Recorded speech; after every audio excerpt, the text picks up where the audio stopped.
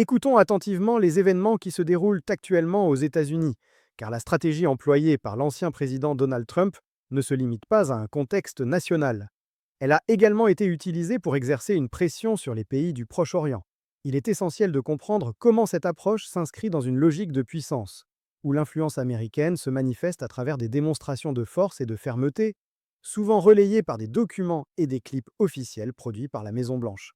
Ces supports mettent en avant la volonté des États-Unis de défendre leurs objectifs stratégiques et de maintenir leur présence sur la scène internationale. Le monde a considérablement évolué ces dernières années et les discussions sur la politique américaine reflètent ce bouleversement. Les observateurs constatent aujourd'hui une absence de limite claire dans la manière dont certains dirigeants exercent leur autorité, contrastant fortement avec les normes traditionnelles et les pratiques établies auparavant.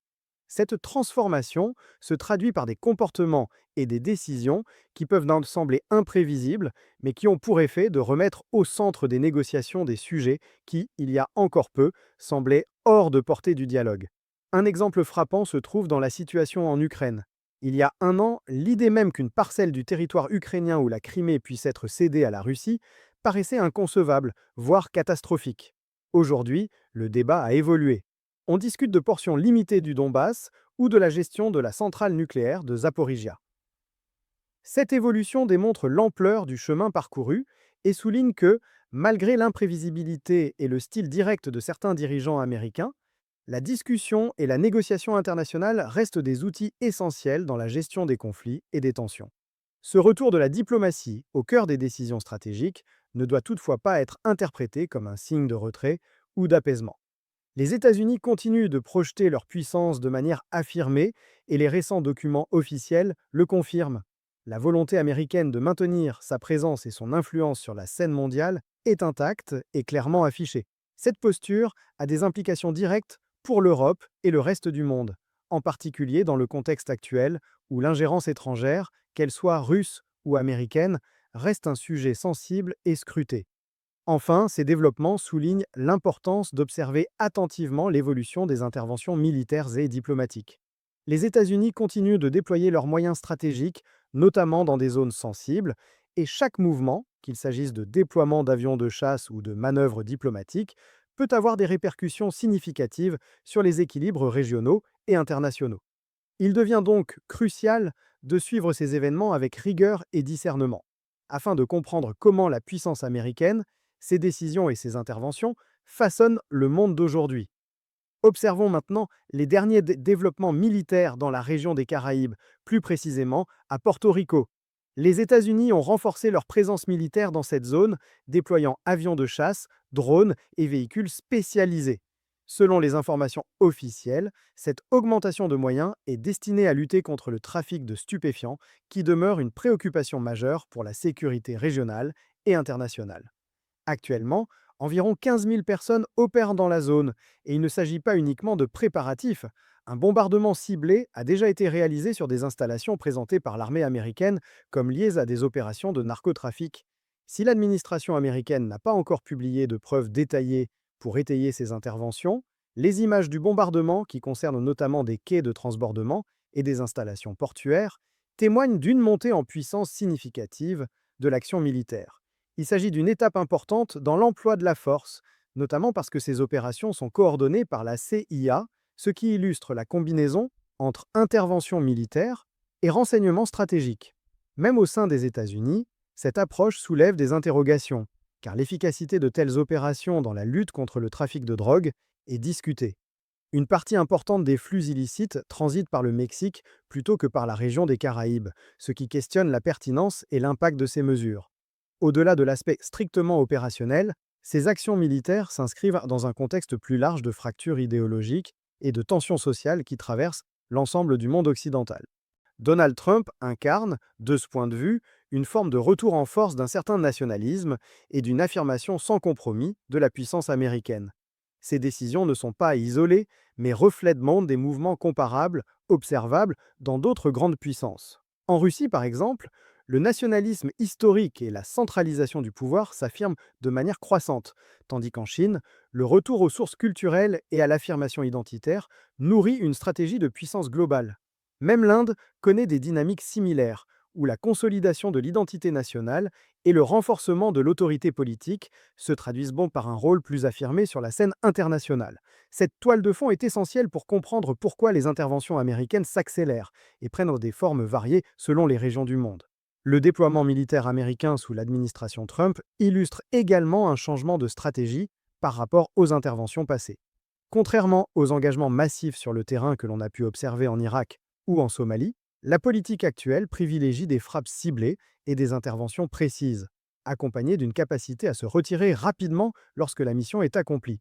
C'est le cas au Venezuela, où les opérations sont en cours, au Nigeria, où des frappes ont été menées contre des groupes affiliés à l'État islamique, au Yémen ou en Iran, avec des bombardements effectués par des bombardiers stratégiques B-2.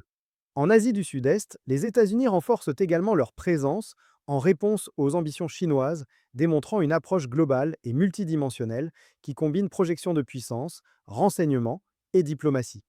Cette stratégie se distingue clairement des interventions massives et prolongées qui ont marqué les décennies précédentes. L'envoi de troupes sur le terrain, comme en Irak ou dans certaines opérations en Somalie, s'accompagnait de coûts humains et matériels considérables, avec des résultats souvent incertains. Aujourd'hui, l'action se concentre sur des frappes ciblées, des déploiements rapides et une utilisation stratégique des renseignements et des technologies militaires avancées. Cette approche permet aux États-Unis d'affirmer leur puissance sur des points précis sans s'engager dans des conflits prolongés, tout en maintenant une présence internationale visible et dissuasive. En résumé, ce renforcement militaire américain dans les Caraïbes et ailleurs traduit une volonté claire de combiner influence régionale, lutte contre les menaces transnationales et projection stratégique. Il reflète également une vision du monde marquée par des fractures idéologiques profondes, par des dynamiques de puissance comparables observables chez d'autres grandes nations, et par une approche pragmatique de l'utilisation de la force. Comprendre cette logique est essentiel pour saisir comment les États-Unis, malgré les critiques et les interrogations internes et internationales, continuent de jouer un rôle déterminant dans l'équilibre géopolitique mondial.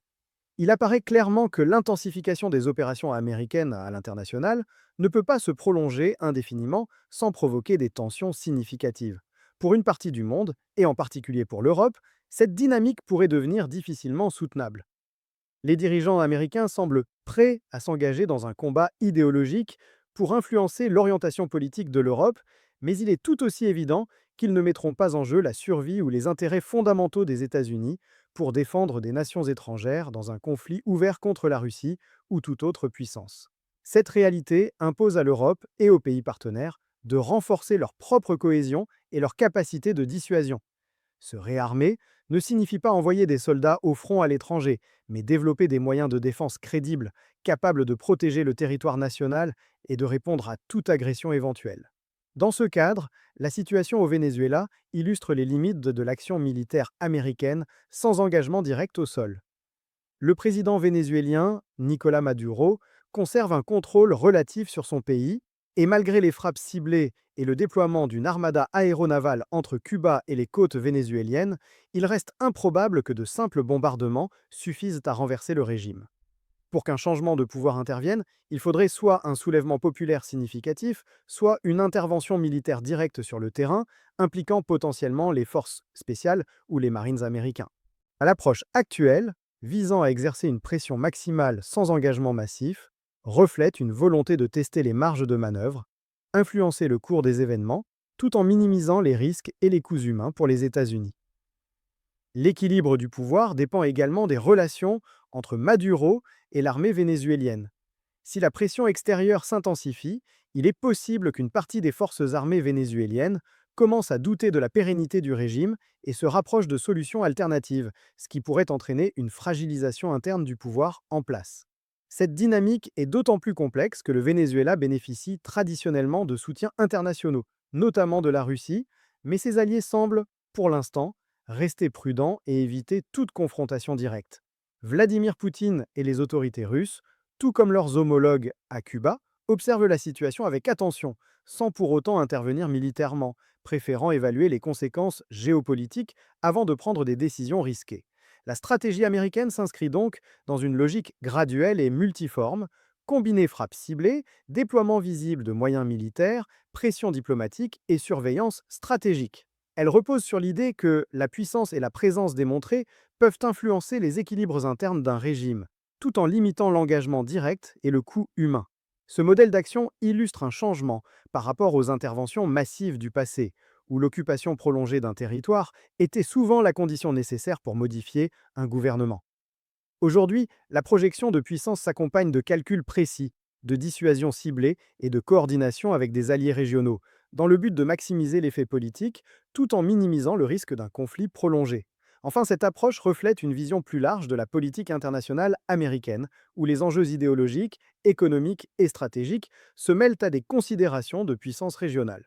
La situation au Venezuela, et plus largement dans l'ensemble de l'Amérique latine, montre que la capacité d'influence ne dépend pas uniquement des forces militaires déployées, mais aussi de la perception du régime visé, de l'état de ses institutions et de la cohésion de sa population. Comprendre ces mécanismes est essentiel pour analyser la portée réelle de l'action américaine et anticiper les évolutions possibles dans un contexte mondial où les alliances, les rivalités et les fractures idéologiques continuent de se redéfinir. Un autre facteur stratégique important dans la politique américaine concerne l'Amérique latine et en particulier le Venezuela. Le pays a vu partir plusieurs millions de ses citoyens vers les États-Unis et ces migrations ont eu des implications directes sur la politique et la perception internationale. Les flux migratoires deviennent ainsi un levier indirect d'influence et de pression que l'administration américaine peut intégrer à sa stratégie globale de puissance régionale. Dans ce contexte, les distinctions symboliques comme les prix internationaux peuvent également jouer un rôle. Le Comité Nobel de la paix, en attribuant un prix à l'opposante de Maduro, a indirectement renforcé la légitimité de la politique américaine visant à faire pression sur le régime vénézuélien. Cette reconnaissance publique contribue à légitimer les initiatives diplomatiques et stratégiques des États-Unis, tout en mettant en lumière la fragilité du pouvoir en place. Mais le véritable enjeu pour la politique internationale américaine ne se limite pas à l'Amérique latine. Il se déplace rapidement vers l'Asie, et plus particulièrement vers la question de Taïwan et de l'affirmation militaire de la Chine. En cette fin d'année 2025, les forces chinoises ont mené des exercices militaires d'une ampleur considérable. Mobilisation de navires de guerre, déploiement de moyens terrestres et logistiques, organisation de trains militaires et préparation d'une opération potentielle sur Taïwan. Le message est clair, Pékin réaffirme sa volonté de réaliser la réunification avec Taïwan, considérée par les autorités chinoises comme un objectif historique et inévitable. Le président Xi Jinping a réitéré publiquement cette intention, soulignant que la réunification constitue une tendance irréversible et fondamentale de l'époque. Sur le plan militaire, la Chine a considérablement renforcé sa capacité navale.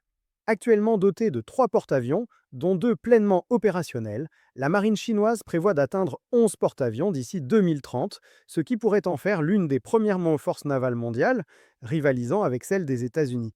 Cette montée en puissance illustre le développement technologique et stratégique rapide de la Chine, qui transforme les équilibres internationaux. Pendant longtemps, on a considéré que les États-Unis conservaient une supériorité incontestée grâce à leur avance technologique, leur puissance économique et leur modèle démocratique, supposément plus solide que les régimes autoritaires. Or, la croissance et l'affirmation stratégique de la Chine remettent en question cette perception. L'Empire chinois, en expansion rapide, est capable de générer de la puissance et de l'influence à une échelle mondiale sans rencontrer d'obstacles significatifs à sa montée. Ces évolutions doivent être analysées dans le contexte global de la géopolitique actuelle. Alors que l'attention internationale se concentre sur le conflit russo-ukrainien et les négociations diplomatiques à Washington, la Chine rappelle sa présence et sa détermination à occuper un rôle de premier plan dans les affaires mondiales. L'objectif final de Pékin semble être de négocier un rapprochement stratégique avec les États-Unis, comparable au rapprochement sino-américain historique initié par Mao et Nixon en 1972, mais dans un contexte où la Russie pourrait être marginalisée et la hiérarchie globale des puissances réorganisée. Cette dynamique témoigne d'une volonté de la Chine de consolider sa puissance tout en cherchant à établir des relations commerciales et diplomatiques qui renforcent sa position internationale. En résumé, le monde actuel se caractérise par une redistribution complexe des forces. Les États-Unis poursuivent une stratégie de projection de puissance graduelle, combinant pression militaire et influence diplomatique, tandis que la Chine consolide rapidement ses moyens militaires et sa capacité d'influence régionale et globale. Ces mouvements structurent un ordre international en mutation, où chaque décision, chaque déploiement et chaque manœuvre stratégique a des implications majeures pour l'équilibre mondial. La compréhension de ces dynamiques est essentielle pour anticiper les tensions futures et saisir la logique derrière les interventions et les positionnements des grandes puissances. En observant la scène internationale aujourd'hui, il est impossible de ne pas constater l'ampleur de la puissance chinoise et le rôle stratégique que Pékin joue sur l'échiquier mondial. La Chine représente, de fait, la plus grande dictature du monde en termes de population et de contrôle politique centralisé. Pendant longtemps, certains observateurs avaient imaginé qu'après les mouvements de 1989, le pays pourrait progressivement se démocratiser et s'ouvrir à des réformes politiques, contribuant ainsi à un ordre mondial plus libéral et pacifique. Mais la réalité actuelle montre que ces espoirs se sont heurtés à la consolidation autoritaire de l'État chinois. Si la menace militaire directe reste pour l'instant concentrée sur Taïwan, elle n'est pas négligeable. Pékin affirme son intention de réunifier l'île à terme et ses démonstrations de force montrent une volonté claire d'imposer sa puissance dans la région. Parallèlement, des questions humanitaires et de droits fondamentaux persistent sur le territoire chinois. La situation des Ouïghours et d'autres minorités soulève des inquiétudes sur la manière dont le pouvoir central exerce son contrôle et réprime toute dissidence. Bien que la Chine ne présente pas actuellement de velléité expansionniste à l'échelle mondiale comparable à celle d'autres grandes puissances, ses pratiques internes et son affirmation militaire régionale constituent un signal sérieux pour la communauté internationale. Ce constat est renforcé par l'attitude de certains dirigeants mondiaux, notamment en Europe, qui, malgré leur courage dans d'autres domaines, hésitent à dénoncer ces pratiques, souvent pour des raisons économiques ou diplomatiques. Le dilemme entre la défense des droits humains et les intérêts commerciaux illustre la complexité de la politique internationale contemporaine et la nécessité d'une approche stratégique cohérente. Dans ce contexte, la question qui se pose est celle de la préparation et de la dissuasion. Si l'on observe les tensions globales, il devient clair que nous entrons dans une période où les enjeux sont comparables à des moments historiques marqués par l'urgence et l'intensité des menaces. Certains analystes évoquent même des parallèles avec l'année 1939, lorsque les signaux d'alerte étaient déjà perceptibles, et où l'équilibre du monde était menacé par la montée de régimes expansionnistes et autoritaires. Aujourd'hui, les ennemis et les rivaux ne restent pas passifs. La multiplication des alliances, des démonstrations militaires et des manœuvres stratégiques témoignent d'un monde en mouvement constant, où l'inaction peut rapidement se transformer en vulnérabilité. Pour éviter un scénario de confrontation directe, la réponse ne peut pas être improvisée. Elle repose sur la capacité des nations à se préparer de manière rigoureuse et coordonnée. Cela implique non seulement de renforcer la cohésion interne des sociétés et la résilience politique, mais aussi d'investir dans des moyens de dissuasion crédibles et efficaces. La puissance militaire, technologique et diplomatique doit être articulée de manière à envoyer un signal clair aux adversaires. Toute agression ou tentative d'intimidation rencontrera une réponse ferme. Cette préparation n'est pas synonyme de guerre imminente, mais elle constitue une condition nécessaire pour préserver la paix et protéger les intérêts fondamentaux des nations dans un contexte international de plus en plus complexe et compétitif. En résumé, le monde se trouve à un moment critique où les menaces, qu'elles soient militaires, stratégiques ou humanitaires, se multiplient et convergent. La Chine, en affirmant sa puissance et en démontrant sa capacité à influencer les équilibres régionaux, rappelle à la communauté internationale que la vigilance et la préparation sont des impératifs. De même, la coordination entre les nations, la consolidation de leur résilience interne et le développement de moyens de dissuasion crédibles sont les seuls moyens de garantir que ces tensions ne dégénèrent pas en conflit ouvert. Dans ce contexte, chaque action, chaque mesure préventive et chaque stratégie de défense compte pour maintenir un équilibre fragile mais essentiel à la sécurité mondiale. Les développements stratégiques de la Chine imposent aujourd'hui une réflexion attentive aux États-Unis et à leurs alliés. Le rythme auquel Pékin développe et déploie de nouvelles capacités militaires, notamment navales, est particulièrement rapide et systématique, et il ne peut laisser aucun observateur, qu'il soit militaire, diplomatique ou économique, indifférent. Cette montée en puissance, conjuguée à l'affirmation économique croissante de la Chine, oblige les États-Unis à réévaluer leurs priorités et à rappeler la nécessité d'une coordination et d'une vigilance accrue. Les analogies historiques, telles que celles évoquant l'année 1939, sont certes frappantes sur le plan symbolique, mais elles doivent être interprétées avec prudence. Le contexte international est aujourd'hui très différent de celui de la Seconde Guerre mondiale. Néanmoins, ce type de référence traduit une réalité fondamentale: la nécessité pour l'Amérique et ses partenaires de se préparer collectivement face à l'émergence d'une puissance globale qui transforme les équilibres économiques, militaires et géopolitiques.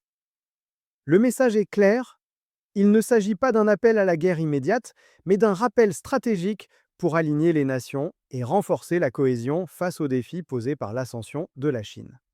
La montée en puissance de Pékin est profondément liée à son développement économique. L'économie chinoise est aujourd'hui la deuxième au monde et pourrait, à terme, devenir la première. Cette croissance nécessite des moyens pour sécuriser les flux commerciaux et protéger les lignes d'approvisionnement qui constituent l'ossature de sa puissance économique. La construction accélérée d'une marine moderne, capable d'opérer sur de vastes distances et de défendre ses stratégiques, s'inscrit donc dans une logique défensive autant que dans une logique de projection de puissance. Cette marine n'est pas nécessairement conçue pour l'agression, mais elle reflète la volonté de la Chine d'assurer un accès libre et sécurisé à l'océan Pacifique, essentiel à son commerce et à sa prospérité. Cette dynamique s'explique également par la situation géographique et stratégique de la Chine. Le pays se perçoit comme entouré d'un ensemble d'îles et de bases militaires potentiellement hostiles, incluant l'archipel japonais, les bases américaines en Asie de l'Est et les Philippines.